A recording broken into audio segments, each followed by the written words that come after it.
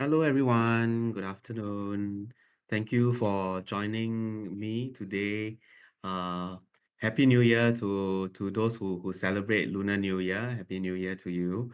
All right, before I start, let me just introduce myself. Um, my name is Clement. I'm actually a trained school dietitian in South Korea, and I'm back to Singapore to actually share more of a Asian perspective on nutrition, right? So if along the way, right, if let's say you have any burning questions, you could actually drop them in the chat box here. Let me just say hi, right? Okay, and then I will actually answer them along the way. If not, I will actually do so at the end of the session itself. Okay, with that, let me share my slides. Moment. All righty.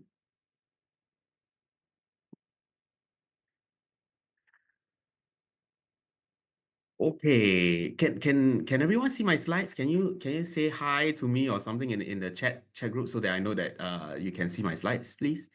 Thank you. Okay, very good. Thank you so much.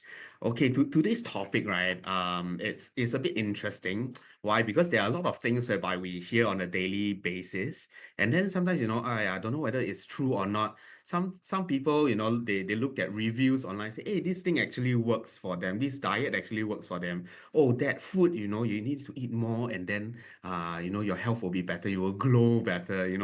So there are a lot of things online, and then a lot of influencers these days as well, whereby they might be promoting certain products and all, but then we need to actually also discern, whether it is a truth or a myth. So today we will actually focus a lot on some of the common myths, as well as some of the things that probably you thought that it was a truth, but that is actually a myth.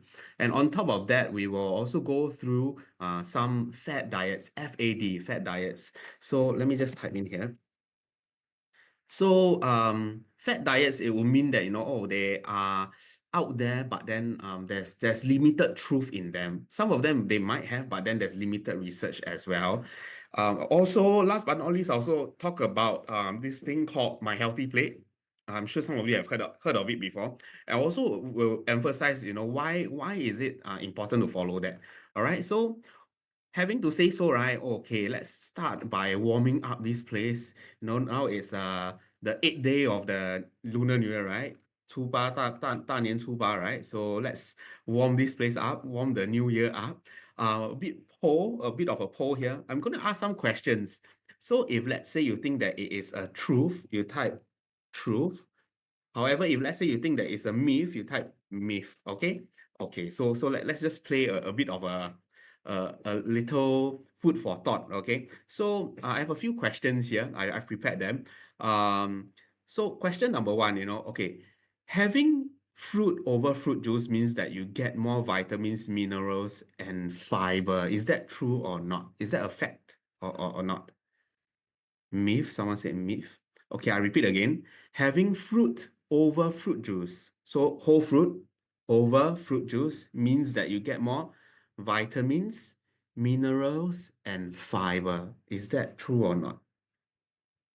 Ooh, wow, we have a very mixed answer. Some say myth, some say it's a truth. Right. Okay. So the answer is actually true. Why do I say that? Okay. So the key word here is fiber. So fruit juice, right? After juicing, what happens is that fiber is being actually removed at the same time, right? But however, this fiber is very, very important, which I will talk about it later. Okay. Uh, Next question. Adding honey to my drink is better than adding sugar. I'm sure some of you have heard of this before. Adding honey is better than adding sugar to my yeah. Wow. Myth. Truth. Yes, truth. Also quite mixed. Okay, so are you ready for the answer? The answer is actually myth. Why? So there are certain honeys they say, oh, you actually eat this, is better and for your health and all that, right? And it's also true that honey, right? Every gram is actually 4 kilocalories, and Oh, wait. So let me admit some people. There are two people waiting. All right. So um, yeah. So the thing is that although honey, right, per gram is actually 3 kilocalories. Sugar is 4 kilocalories. So it's only very slight little difference there. But then it's actually very negligible. And then inside, right, there's a lot of for example, someone mentioned about this honey here. The thing is that we must always think of quantity. For example, right, if let's say I want to know, if I think that, oh, this honey is actually good for me, right, how much am I putting it into my beverage? You're going to only scoop like maybe 1 teaspoon or the most 2 teaspoons into your glass of beverage, right? So there's minerals and all that, yes. However, it's very minute, it's very little. So there's little or no benefits from there. Yeah, so food for thought also, how much you actually put into your beverage, because at the end of the day, honey is still sugar, right? Okay, last one more. Then before we actually proceed next, this one is actually quite interesting. Okay, low fat or fat-free products are healthier choices. Truth or myth? Okay, I repeat again. Low fat or fat-free products, low fat or fat-free products are healthier choices. Myth or truth? Someone said truth, someone said myth. Truth, myth. Okay, so let me share. It is actually a myth. So some of the products, right, although they say low fat and all right, yes, there's lower fat, the lower bad fat. However, when I'm sure some of you who cook, right, you will know that, hey, sometimes I must add a bit of sugar, sometimes I must add a bit of fat, sometimes I must add a bit of salt to create that taste profile that is palatable, something that people want to eat, right? So usually when they decrease in fat, the other thing goes up. Anyone knows what thing goes up? For example, I give you like example yogurt. So they say this is a low fat yogurt. However, usually there is something else that is more. What is it? Want to make a guess? Correct. Oh yeah, correct.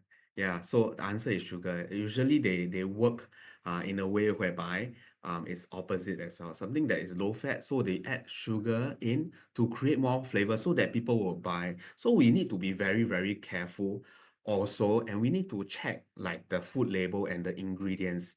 So one thing that I can share with you right now would be that, our ingredients list, right? Sometimes we go through, we usually look at the first three ingredients on the list. If it's the first three ingredients is like, oh, first one says sugar, you know that you're buying the whole product that is full of sugar already. So maybe you want to think of putting it back and choose other products and all. Okay, so food for thought. So we don't just follow like say, hey, this thing says low fat, but it's good to also look at food labels. Okay, so next myth. This one also very common. A vegetarian diet is always healthier. Truth or myth? Is it a fact or a myth? Vegetarian diet is always better. Someone said myth. Okay, someone said truth. All right. Myth, truth. Okay. Um, okay, so question is that okay, let me just share the answer first. Okay. Correct. Someone said depending on what you eat, correct. So the thing is that vegetarian diet may not be healthier if it's not balanced. So when we talk about balance, right, we want the different food groups itself. For example, carbohydrates, we need some protein. We need, of course, in a vegetarian diet, I believe there's a lot of vegetables as well. Right. So also the other thing we want to think about is the cooking method.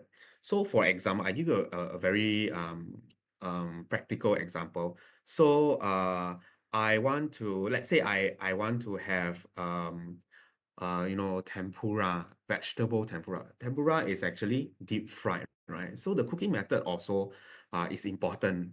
So for example, if it's deep fried, there'll be a lot of oil, and also doesn't mean that the vegetarian diet will be better.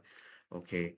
And also, the thing is that in order to give more flavor and all, sometimes we also add things like sauces, salt and all, right, to actually enhance the flavors. So this is also something, even if you're not a vegetarian, it's something to actually think about. Um, I'm sure many of you, right, you go to food courts or even hawker centers, right? And then you go to like for example, mixed vegetable store or the nasi padang store, right? Then you will usually, you are say, hey, I want this one, that one, this one, that one, right? You point, and then at the end of the line before you pay, usually what will they ask you?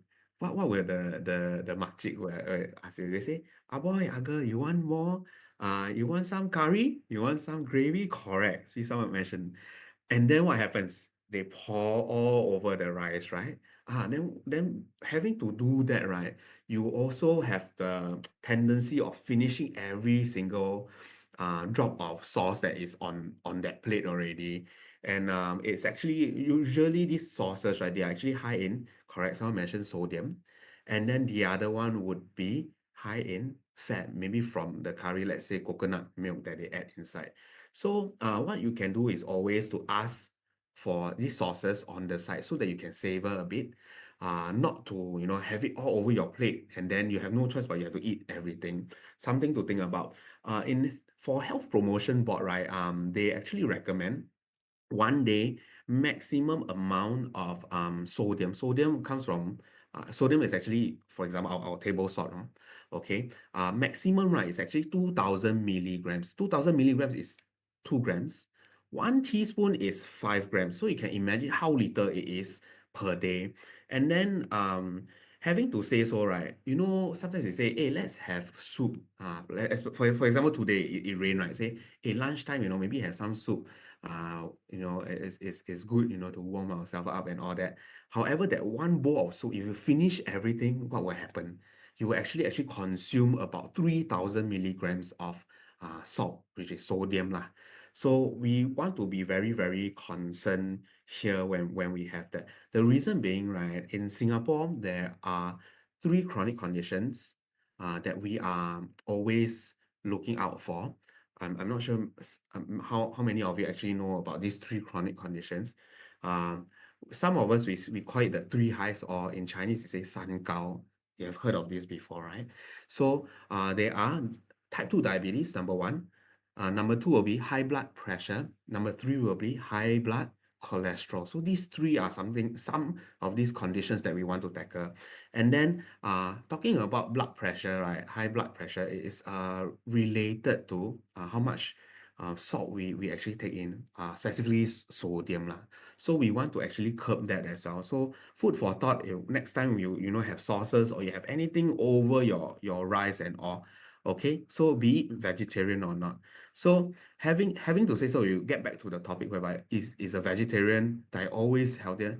Not exactly also. So we need to be very careful of what we add inside our food to enhance the flavor. And the other thing will be cooking method. Of course, we want to try to use healthier oils as well. Example of healthier oils will be things like canola oil, sunflower oil, olive oil. These are oils that are good for the heart, right? And instead of using some of the oils that we actually have in the hawker centers and food courts. Do you all want to make a guess what kind of oils they usually use? Like for food courts and hawker centers or even anywhere else that you go out to take away or have. There's these two very, very common oils. Someone got it correct already. Palm oil. Palm oil, right, is actually consists of bad fat lah, which we call saturated fat. So this is actually something that we want to try to avoid. However, oh, however, you know, if let's say if you think that it is something that you want to avoid, you can also go to look out for places that they have these decals, red decals that says we use healthier oils here. These are some of the indications that say that, hey, they are actually using oils that are healthier. Someone mentioned also vegetable oil. Correct. So the other one, sometimes you go to the supermarket and you see tins, right? They say vegetable oil or blended vegetable oil. So these are oils, right, that are I would say they are like whatever that's remaining in the factory. For example, I own an oil factory. right? So I will sell palm oil, canola oil, olive oil, and all that.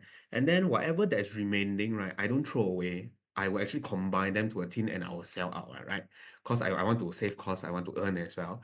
So they name this as blended vegetable oil because it's a mix of different oils. And unfortunately, most of the component, right, of these oils is palm oil lah. Yeah, so so something to think about also when you buy oils outside. Okay, let's move to this. So vegetarians, right? There are different types of vegetarians out there. There's vegans, there's uh people whereby they can, some of them you hear, oh, I take eggs, some they take fish, some of them they take like different things like fruits and that will match with eggs or even milk itself lah. So there are a lot of different variations of vegetarians these days, right? So let me share like ovo lacto vegetarians. So the word ovo here it comes from the word ovum lah. So it talks about the egg itself. So any vegetarian that they say they are ovo vegetarian, they take eggs. Lacto come from the word lactose. So lactose is actually milk sugar. So it comes from milk, right? Right. So they are lacto vegetarians. And so there are a lot of different vegetarians out there. Something that we want to also understand is that for a strict vegan diet, right? It might be deficient in this thing called iron as well as B12. Especially B12, why B12 you cannot get it from vegetarian source. It has to be from a meat source. Yeah, unfortunately. Yeah, so unless you go and look for those for example cereals that are fortified with B12, um and as well as iron. There's iron in vegetables and all that, definitely, right? So, however, right, the absorption of this iron in our body, right, is actually not as well compared to meat sources. So iron and B12 might be a concern if you, let's say you are a vegan. However, let's say you take eggs, you take milk, dairy products and all that, you should be fine. Yeah. Okay, let's move on. Second one, this is something that we just talked about, right, just now. Drinking fresh juice, right? So ah, the thing is that fruit juice and fruits, right? The main difference would be that the fiber is being removed. So what is fiber? Fiber is the thing that, when you juice, right, whatever that comes out in the pulp itself. So this fiber is very, very important. Anyone knows why this fiber is important? Why is fiber important? Other than going to toilet. Other than going to toilet, why is it important? Why is fiber important here? Why is it important for us? Digestion. Okay, someone mentioned digestion. I give you a hint. I'm looking at the three chronic conditions that we talk about. Type 2 diabetes, high blood pressure, and high blood cholesterol. So these three. Okay, someone mentioned regulate blood sugar. Correct. So this is also one of them. So having fiber, right, in our diet, it will also, make sure that food is being digested slower, and then there's slow release of sugar. So, sometimes after lunch, right, we feel like, wow, I feel like having a food coma. I want to sleep already. Why is that? So because your blood sugar is actually up, it's actually spiking. So your body will feel a bit sleepy and all. However, if let's say you have fiber that is there, right, it actually reduces or kind of like inhibits the food from digesting, right? And then slowly it will digest, and then over a longer period of time, your blood sugar will be more what would I say, stable lah, instead of having a very high spike and then you feel groggy and all. So it actually helps with our maintaining our blood sugar, which is also very good for those who have diabetes lah. However, the other one that I'm looking out for is actually blood cholesterol. Um, so the thing is that, fiber actually can help to reduce the risk of, the high blood cholesterol. Why? Because it helps with reducing the cholesterol levels, in our body. So it is also important to have fiber because we want to tackle that as well, right? And then fiber, right, not only comes from fruits, it also comes from vegetables, and also one more thing, which is our the whole grains itself. So that's why you keep hearing, hey, eat brown rice, eat brown rice. It's because brown rice, there's this outer covering that contains fiber. However, through milling processing, the outer covering is being removed. Inside only the white part, right? That portion itself will only give you energy.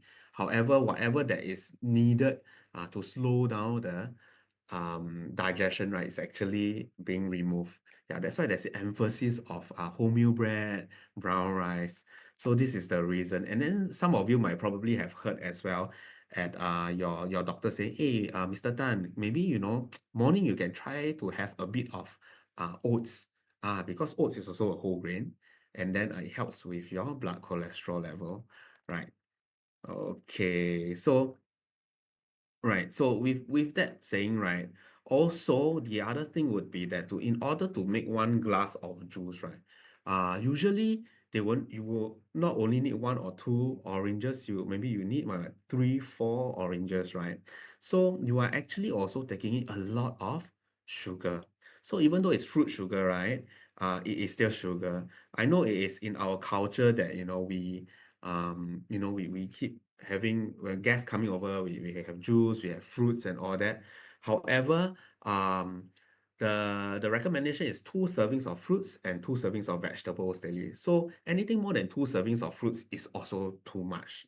Yeah, so also food for thought to think about it, right? Whether having too much of these fruits is good or not. Like 你可以 bring salads filing Oh, I think let me just mute someone. Okay, let me move forward. All right. Right. So another thing that you can do also, you can flavor your water, right? Having a slice of the fruits inside instead of juicing it lah. So at least there's some flavor, but then you do not, get too much of the sugar right there. Okay, adding honey. So this thing is also something that we usually hear about, right? Oh, adding honey to my drink is better than adding sugar. It is also a myth. Honey is still sugar and contains similar calories to sugar. So just now we also mentioned, right? It is actually the quantity that is important. If let's say we are talking about maybe health benefits and all, not only sugar, we also talk about things like salt as well.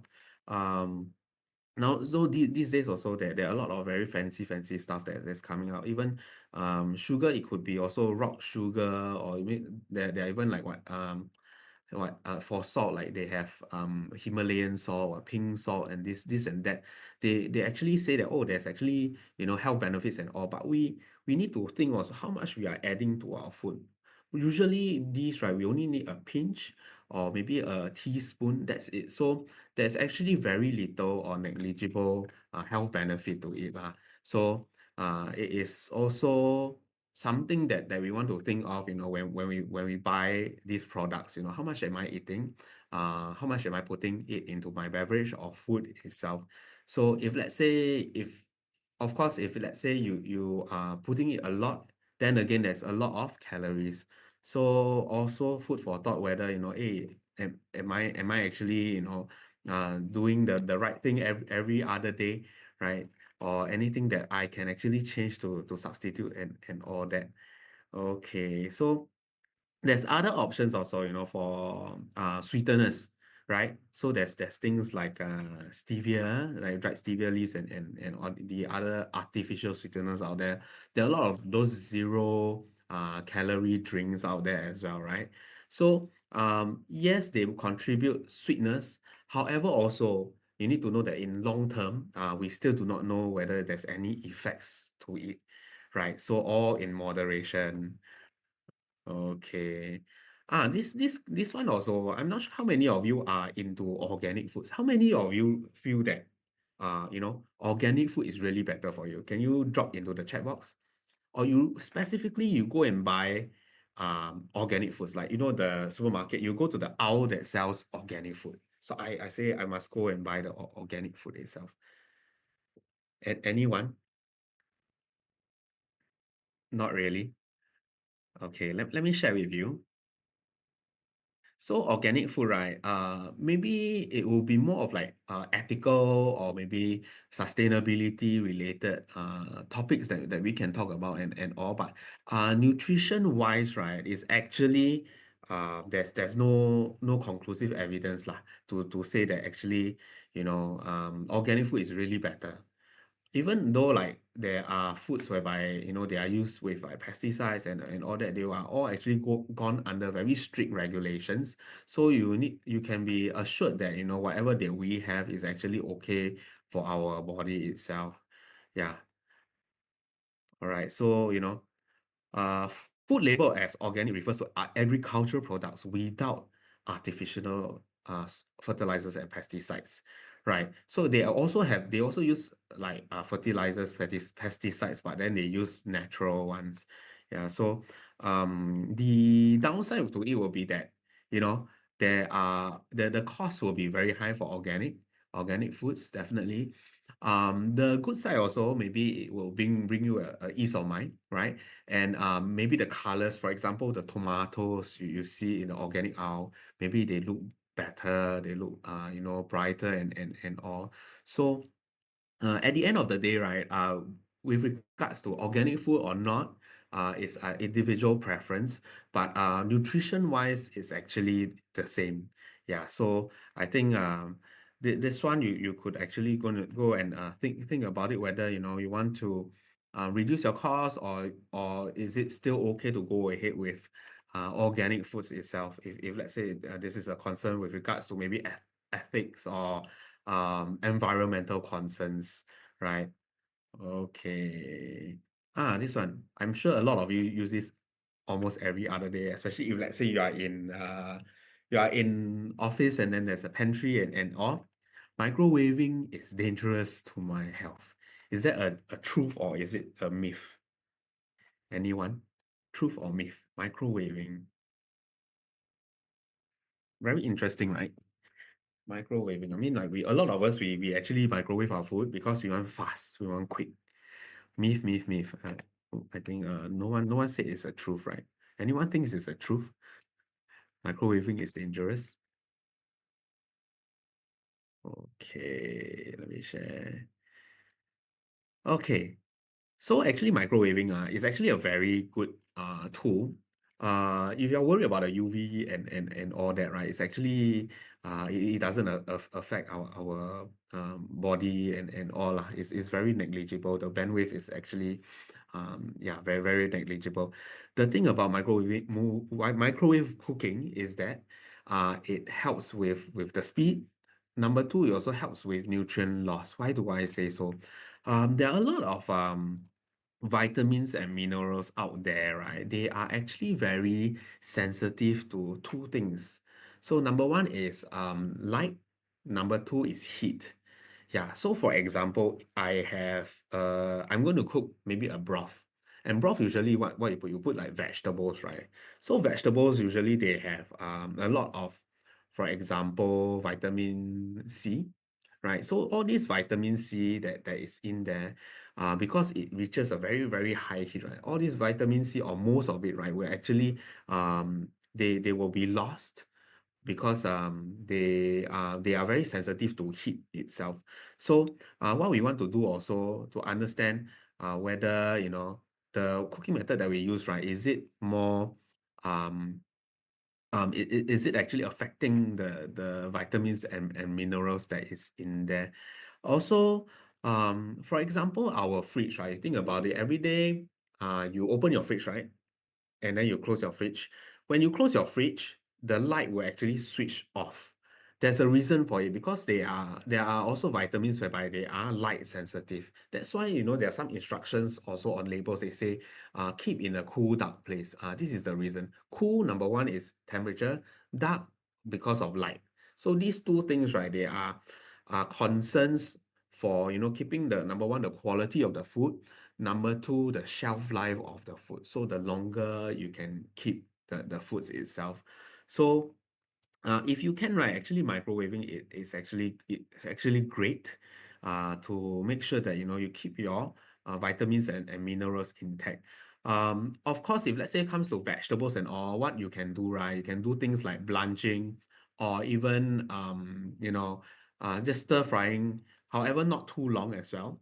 Number one, you want to make sure it's not the vegetable texture doesn't become soggy and all. Number two, you want to make sure that you keep all the vitamins and minerals in there, right? So vegetables preference will be a short time, right? Short time cooking or low heat. So this is something that you want to do about it. Okay. Myth 6. Okay, you will gain weight if you eat more calories in the evening.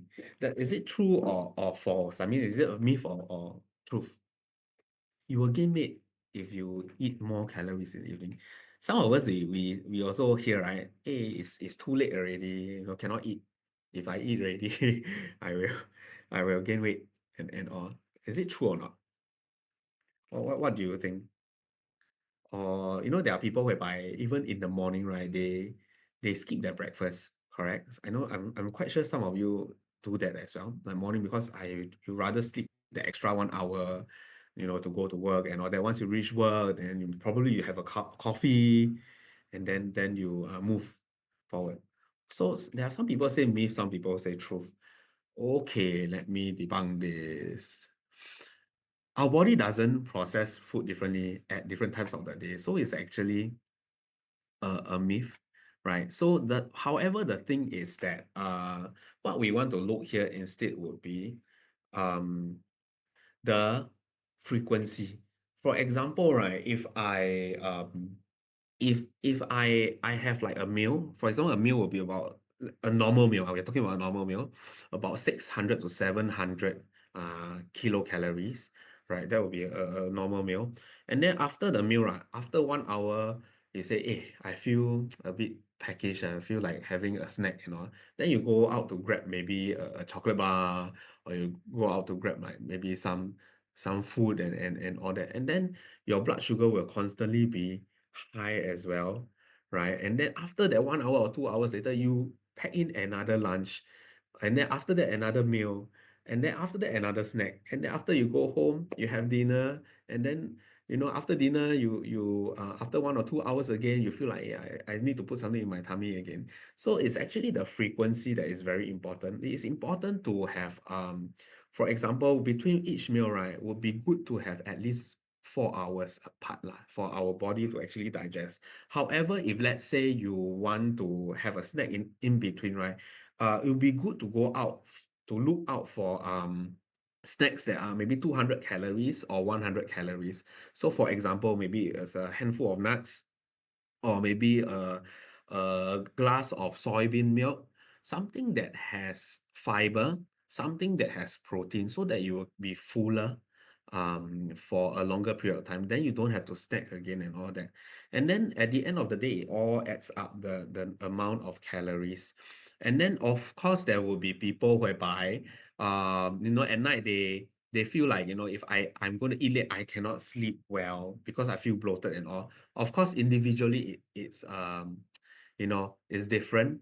However, when we talk about calories, right, or it's actually being added up throughout the day, regardless which part of the day you have it. But we want to make sure that we also want to maintain a good blood sugar control. We want to make sure that our mood is good. For example, if let's say morning I don't eat anything, and then I go to work, and then I look at my email, I feel stressed as well. I look at someone else, I feel stressed as well. And then our body, our gut and our brain is actually connected. So if your tummy is actually hungry, your brain will be also feeling like, hey, I need something to move forward and all. So your mood will be disrupted as well. And then I'm not sure some of you have experienced this before, like you feel grumpy, you feel a bit angry as well in the day, if let's say you do not have breakfast in the morning, or at least something to keep you working until the next meal. Yeah, so food for thought also. Frequency is very, very important, right? Like just what I mentioned, look for snacks, right, with 200 calories or 100 calories. So you can look out for these healthier choice symbols out there as well. But then just what you can take away from here would be find something that has protein, find something that has some sort of fiber that will be great. Protein will be things like soy milk that I just mentioned, or yogurt, if let's say you can take dairy products and or or a handful of nuts also can, right? And also maybe 100 calories will be things like maybe a small apple. A small apple will be, you clench your fist, that will be about a small apple, small orange, something that has fiber, right? Okay. Okay, so the next one, the most optimal time, right, to eat fruits is 6 hours after you wake up. Uh, I have not really heard of this saying before, but have any one of you heard about this before? Is it true or false here? Is it a myth? You think it's a myth? Optimal time. Myth, right? Myth, right? I think this is quite straightforward also. No matter what time of the day, eating fruits is good for you. However, what I want to recommend you would be that it will be good to have fruits, right? I know this might sound slightly strange to you. It might be good to have fruits before the meal. Usually we have it after the meal, right? We want to end off with something sweet, right? Why do I say so? In other cultures, right? They especially even Western cultures, or even in Korea as well, we have a lot of vegetables there, right? So vegetables, they have this thing called fiber, that which we keep constantly we talk about. Fruits also have fiber. So with that, right, you eat that first, and then you will sit in your stomach, and then you'll feel fuller. And then when you start your main course or whatever, your meats and all, you will not overeat. So that is also a trick that you can do when you want to start a meal and then you want to control the amount of portion that you have. This is something that you can do also. And then your digestive system will really thank you because your blood sugar will be very well maintained. So this is something that you can do as well. All right. Next. Oh, this is very common. Carbohydrates and sugars are evil because they cause weight gain. Is it a myth or truth? Myth or truth? Carbohydrates are evil because they cause weight gain. I think I kind of like leak out the answer just now already. This is a myth, definitely a myth. Why do I say so? The thing is that remember we talk about carbohydrates, right? There are a lot of different types of carbohydrates. Um, However, it is always about the portion size that is very important. So when we talk about portions, right, I will actually share it at the end of the presentation about how much carbohydrates we will be eating. But here I want you to take away is that there are things whereby they are called good carbs. For example, whole grains. Um, because of the fiber that is outside. So because with that, right, you can actually help with the fiber here will help with your cholesterol level as well as your blood sugar level. Um, there are also, different types of whole grains out there other than brown rice and wholemeal bread, definitely. For example, in our culture, we have barley. Uh, Barley, however, we usually have it as a dessert or a beverage here, right? But actually, you can also add barley into your white rice. Uh, Add some whole grains in there. You can actually contribute some sort of fiber there as well. Or you can also choose this other vegetable here. It's called corn. So a lot of us we think, hey, corn vegetable, is part of the vegetable group. It's a vegetable, but then it's a starchy vegetable. So in some countries, right, they instead of having rice as a staple, they have corn as a staple, right? Some African countries that I know. And so corn itself, right, how they process it, the cob itself, they just slice and slice. So the rest, the kernels itself, we eat whole, right? So that is also a whole grain. So you can also add corn into your white rice, you add barley into your white rice. Let's say if you want to introduce brown rice to your family as well, you're okay with that, add a little bit first so that you kind of like get exposure to the different grains out there, as well as you, especially the little ones, they look at that, they go, hey, there are so many different colors, this is interesting. And then they also get exposed to saying that these are actually good for me. So having to say so, after a long period of time, when the children they grow up, or even adults, right? You go out and to look for different products in the supermarket, you can identify, hey, this is actually good for me because it helps with my cholesterol level, it can help with my blood sugar level. So I'm not asking you to change your whole bowl of white rice to brown rice. This is some things that you can do as well. Of course, there are products right now outside, right? They have this different mixed grain rice. You can do that as well, but it comes with a price. So you can get things that you can get easily from like the supermarkets or even the wet markets is out there that is cheaper, like corn or even barley, to add into your rice itself to help with also controlling our weight. So having to say so, there are actually a lot of options out there, is whether we want to assess them or not in Singapore, right? So whole grain, right? Just how we talk about it, right? So it's actually, you look at the picture here, number one, that is the part whereby it's being removed during processing. And also number three is called a germ here. So it also has things like vitamins, B, E, etc., antioxidants, etc. However, number one and number three are being removed. So what we eat, the white rice, right, is actually number two, the endosperm itself, which mainly, right, is just carbohydrates, and then it gets digested very, very, very quickly. So we want to look out for whole grains. That is the reason why the emphasis also. Okay, let's move on. So we talk about so many myth and facts, right?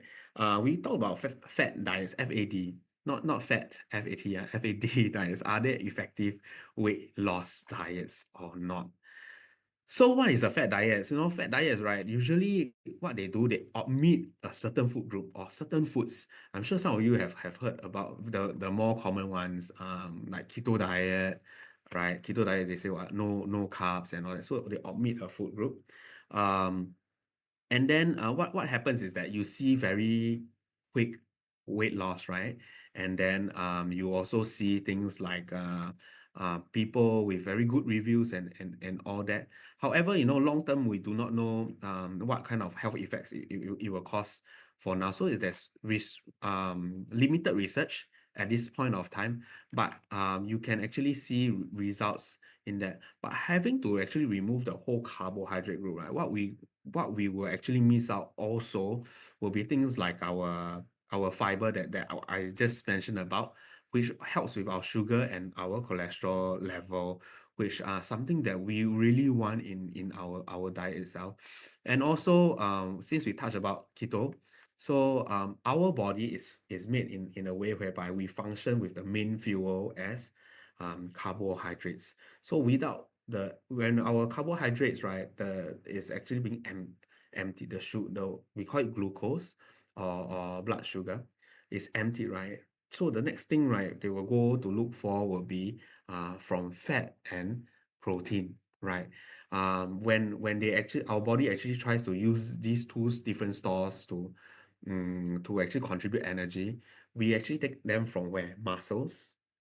We also take them from different parts of our body for fats as well. That's why there's some sort of fat loss, right? However, we cannot actually, focus target only on fat to be being removed, being used as the source.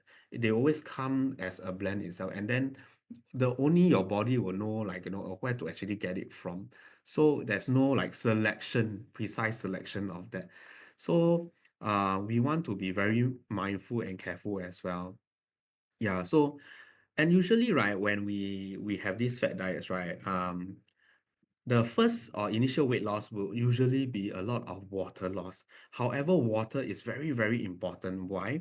Water is like our roads or expressways whereby it is actually a channel for our vitamins and minerals and whatever that is very important for our body to function to be transported. So that's why water is very, very important source here, right? Okay, so very restrictive diet usually, right? And then usually if let's say you see results, right? Maybe for the first couple of months, then after that you find, wow, it's actually affecting my mood, affecting my life, affecting whatever that's happening around me and all. And then what? It's not sustainable, and then I will give up. So the key word here is sustainability. So you should be able to sustain a long period of time and fit it comfortably right into your daily lives, right? If let's say we halfway through we give up, we revert back to the initial way of life that we had, which is you know something that we do not want to, right? Especially in the new year. And then there's this other method that is very common here, intermittent fasting. So intermittent fasting here, right? It's a bit different. Why? It's actually we talk about frequency instead of which food group. So there are things whereby they say, oh, you can only eat within this window. Then after that, you don't eat, so that during the fast itself, you will actually burn. And the thing is that, if let's say you do this in the day, I'm not sure how many of you have actually done this thing before. If you do it in the day, and what will happen is that, it will actually disrupt your, number one, your mood. Number two, your ability to focus on your work, and then whether you are being productive as well, at work or even at home itself. Are you bursting into rage a lot of times? Are you maybe breaking down a lot of times and all that? So these are some things that we also want to be able to manage throughout the day, other than just maybe focusing on weight or our body health. Our mental health is also very important, because like what I mentioned, our gut is directly connected to our brain, and then signals will be sent. So we want to make sure that we are leading a healthy lifestyle as well. So having to say so, right? Um, this is actually we're actually doing this intermittent fasting every day. Why do I say so? For example, from dinner, let's say dinner, I have it by 7 or 8 p.m. So from 8 p.m. onwards, let's say you do not have supper, of course, all the way till morning until you have your breakfast, or what we call breakfast is actually spells break fast, right? So we're actually fasting during this period of time. So during that period of time, you are mostly sleeping, right? And all. So that is actually also a window whereby you are doing this intermittent fasting. So we're actually naturally doing it. That's why it's also important to make sure that, your frequency of your food. Number two, the amount of sleep you are getting. These days we do not get the 7 to 8 hours of sleep, right? Yeah. So it's actually important to have enough sleep, that window to sleep, so that during this fasting period time, right, and while we sleep, there is this hormone that is being um activated. It's called leptin. So it will actually help with the breaking down of fat as well, right? So it will be good to do this, an overnight instead of doing it in the day, right? And then you probably at night, when you break the fast, you tend to overeat as well and eat more than what you need, right? So this is something to think about as well. Okay, yeah. So, there are a lot of things out there. We need to really discern whether, number one, the portion is right. Number two, any food groups are taken out. Number three, will be the frequency of the food that we take in, so that it will not affect our mind as well, right? Salads, yeah. So this is also another thing that is very common. Some people say, hey, it's time to just have salads every day, because I think I've eaten too much during Chinese New Year or Christmas, right? I'm sure some of you are thinking of this right now already. They say, maybe I should get back to a certain routine and then just have salads and all. Um, having salads, yes, you're getting a lot of fiber, you're getting a lot of vitamins and minerals. However, you are lacking out of something. Anyone can mention in the group chat what is being lacked out of. If let's say I only have salads every day, what is being, yeah, okay, someone mentioned protein. Okay, protein. So there's no existence of meat, or maybe it could be there are some certain beans and all that. If let's say you add into your salad, it's okay. However, this other food group that is missing there would be, we just talk about it only. The food group that we wanted to talk about. Okay, fat, yes and no. Why? Because salads also there's dressing. The dressing itself usually, remember we want to talk about, say, low fat. If let's say you want something that is low fat, we will increase the sugar. We decrease the sugar, we increase the fat. Uh, so that's why the dressings, right, usually is lower in sugar but higher in fat. Carbo, correct. So correct. So carbohydrates is not there. And then what happens is that your body, right, will start to get your energy from your muscles as well as your fat stores. But however, you cannot choose, right?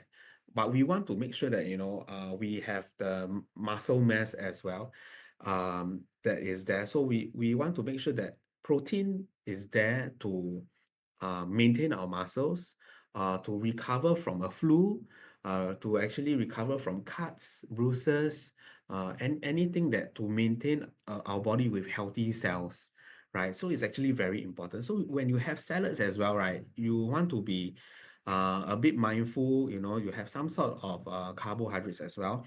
For example, you can add things like corn, which is quite common in salads as well. So you have corn inside, you are probably good, because there's some sort of whole grain inside, right? So that would be great. However, also remember to add some sort of protein inside. For example, maybe slices of chicken, or even fish, or maybe some sort of beans and lentils inside, so that you get that protein as well, right? Okay, because we do not want to have a weakened immune system because of the lack of protein in there, right? Okay, next one. I think a lot of us will be very excited about this sashimi. I'm a sashimi fan as well. Sashimi, right?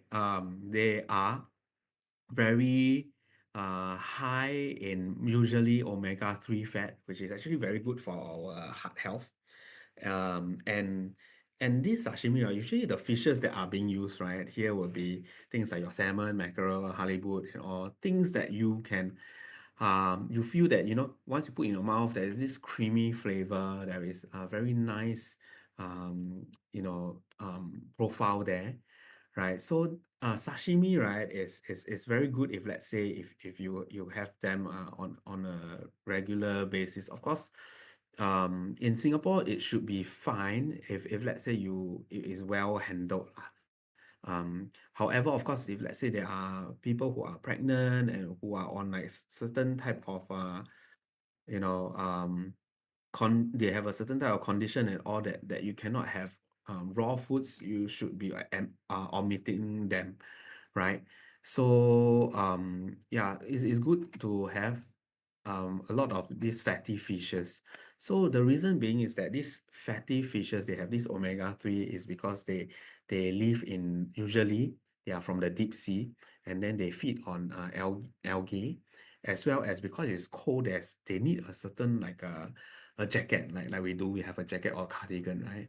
So that is actually a outer covering to keep them warm. That's why they have all this fat itself. Then there's also the freshwater fishes, which you rarely will see them in sushi shops, right? Because the taste is not that fantastic as well. However, it's still a very good source of protein. They have very minimal omega-3 fat there. Yeah, and then of course soy. Soy is a very good source of protein. Calcium wise though, would be would be advisable that, calcium, you get them from food products that has the healthier choice symbol. Why? Because if let's say you are someone who likes tau hui and all in from the hawker centers and all, right? If you are if you do not take dairy and then you are going out for soy products for calcium, right? You want to be a bit concerned. Why? Hawker A and Hawker B, right? The tau hui that they have, the soy milk that they have, right? The recipe might be different. So you maybe Hawker A, right? Wow, you drink it and then say, wow, it actually tastes very rich, very flavorful. However, Hawker B seems a bit diluted and all. So there's no benchmark here to see that, hey, actually that it is actually high in calcium or not. So your best bet will be going to the supermarket or um outlets, right? There are food outlets out there that they have the healthier choice symbol to say that it is higher in calcium. You can look out for the healthier choice symbol, the triangle pyramid there, and the tagline that says higher in calcium. It has actually 25% more calcium compared to a reference item. For example, a normal soybean milk and another packet of soybean milk with the healthier choice symbol. So you know that the one with the healthier choice symbol there probably has 25% more than the one that doesn't have. So this is a way to actually look out for soy milk. If let's say you are someone who actually look out for calcium from soy, right? So it's very, very important. And so this I will only just go through very briefly. Right, so energy balance, right? So whatever that you take in, the input, there must be an output, correct? So the output itself, right? If it's more than the input, you will probably lose weight, definitely. And this output comes from a lot of things. It comes from physical activity, definitely.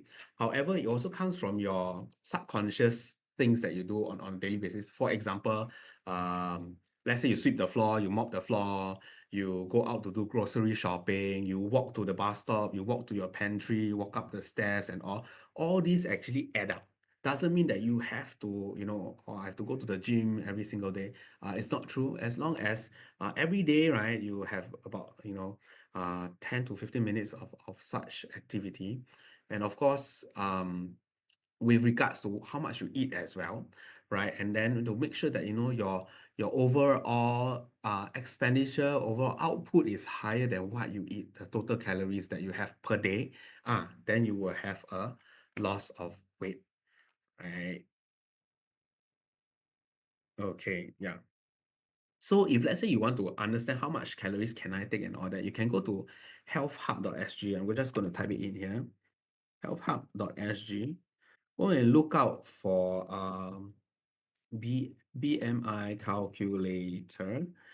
Right, go and look out for this, and then they actually factor in things like your physical activity, your work, what kind of work you do, and then what kind of lifestyle you're having, this and that, a lot of different numbers, so that they can actually calculate for you how much calories you should be having per day, and then from there you can work out how much physical activity I should be doing. That will be your best bet. All right. Okay. Okay, and then with this slide, this is the most important slide here of the whole presentation. Not sure how many of you have seen this. This is called the My Healthy Plate. So 1/4 of the plate here you can see is whole grains. They put whole grains here. Now you know why, right? It's because we want to tackle the 3 chronic conditions, especially diabetes as well as the high blood cholesterol. Because with the whole grains itself, it can tackle this it can help to tackle these problems, right? So that's why there's emphasis on whole grains here instead of putting white rice here. And then the other 1/4 will be your protein, your meats and others. Others here would mean the vegetarian options, beans and lentils for protein, like even your beancurd and all.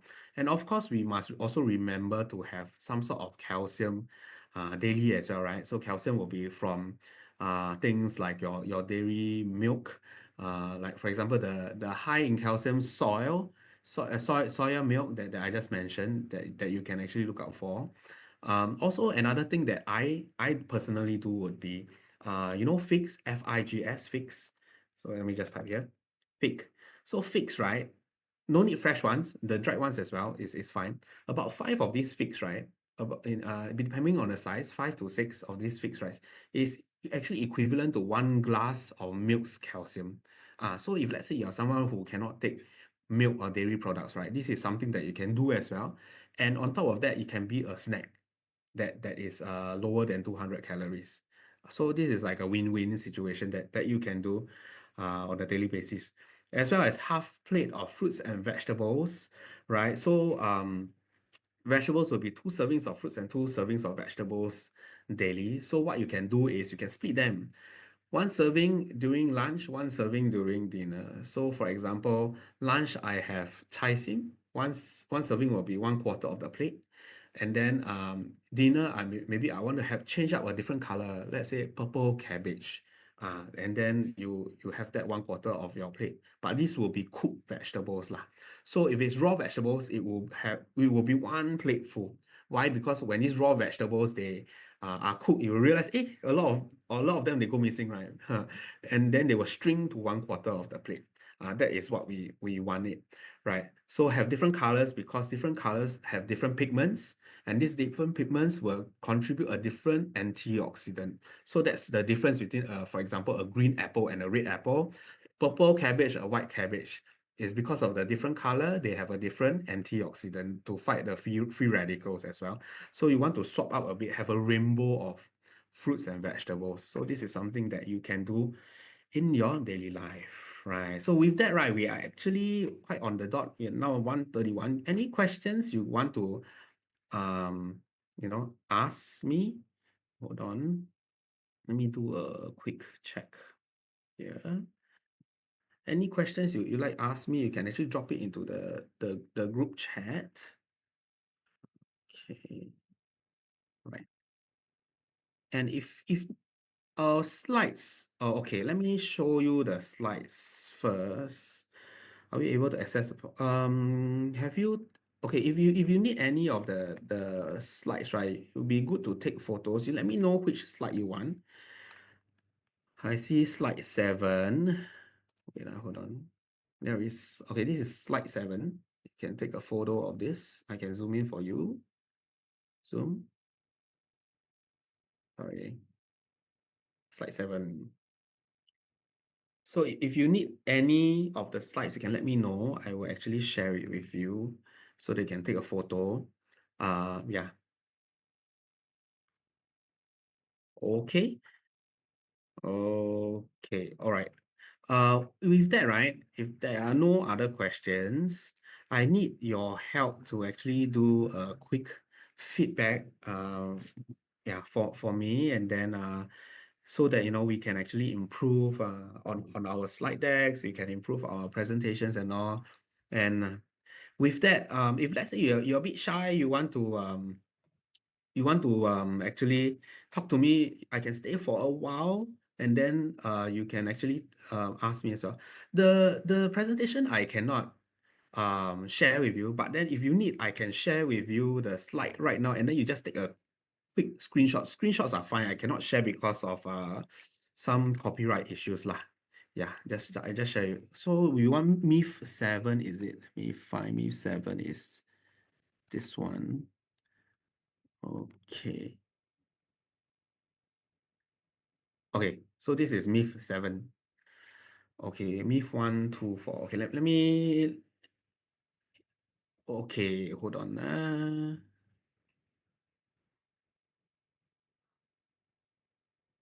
Okay, okay. Let me show you MIF 1, 2, 4.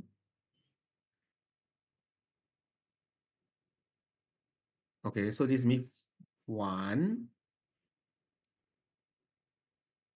Okay. Okay, right. Okay, right. Okay, I moved on to the next one. Hold on. MIF 2.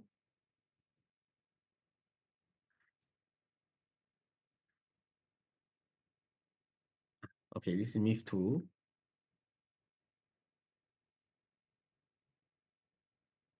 Okay. And then MIF 4.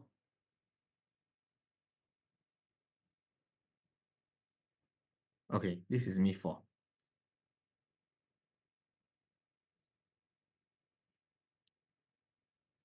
Okay. So with that, can you please help me do the feedback, please? I will really be really appreciative of this.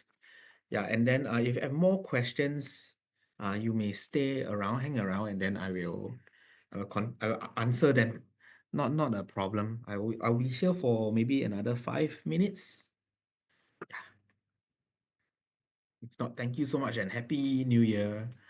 Yeah, happy New Year. Hi, sorry, may I ask? Yes. In the feedback form, right, what is the name Ah, of the service provider? oh, so sorry. Didn't mention. I'm from wait, MinMed. Wait, hold on. Let me Minmet Health, is it? correct. Thank you. Thank you.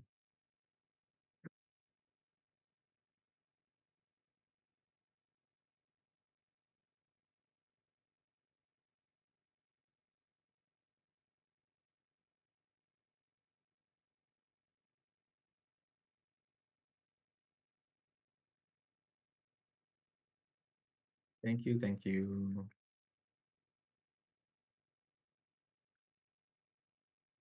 Is there dietitian services for men? You mean like what specifically for men, is it? Or you mean like uh you want like a very specific gender or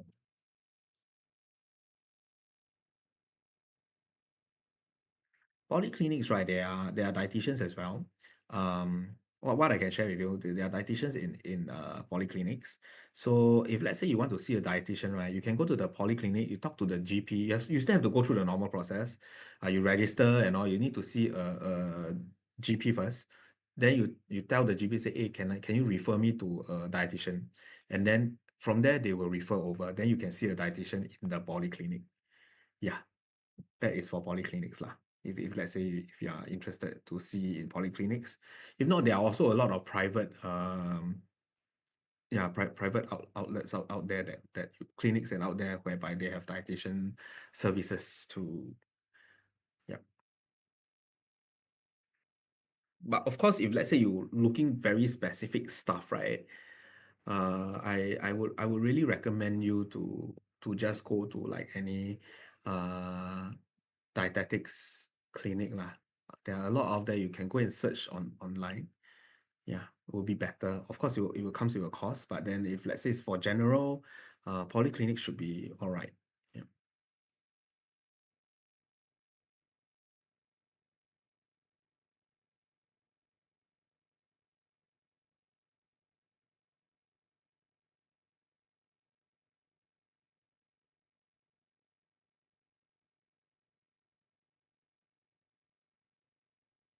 Okay, I think with that, any more questions? If not, I think I will end the session.